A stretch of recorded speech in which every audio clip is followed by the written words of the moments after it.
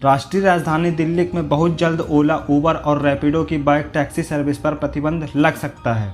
Delhi transport विभाग ने इन कंपनियों पर मोटर वाहन अधिनियम 1988 का उल्लंघन करने का आरोप लगाते हुए यह प्रतिबंध लगाने की सूचना जारी की है। एक सार्वजनिक सूचना में ट्रांसपोर्ट विभाग ने बताया कि यह कंपनियां प्राइवेट वाहनों का कमर्शियल इस्तेमाल कर मोटर वाहन अधिनियम 1988 का उल्लंघन कर रही हैं। सूचना में बताया गया है कि प्राइवेट वाहनों का कमर्शियल उपयोग नहीं किया जा सकता।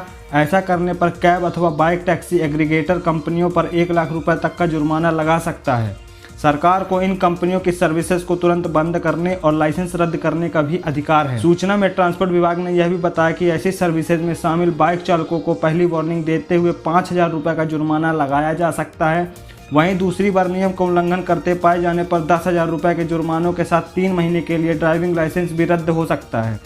कुछ परिस्थितियों में बाइक चालक को 1 साल की जेल भी हो सकती है। प्रधान न्यायाधीश DY चंद्रचूड़ ने कहा कि 2019 में मोटर वाहन अधिनियम में किए गए संशोधन स्पष्ट रूप से कहते हैं कि वैध लाइसेंस के बिना एग्रीगेटर सर्विसेज नहीं दे सकते हैं। इस पीठ में जजों की एक बेंच ने कहा कि पुणे RTO ने दिसंबर 2022 में लाइसेंस के लिए कंपनियों की याचिका को खारिज कर दिया था।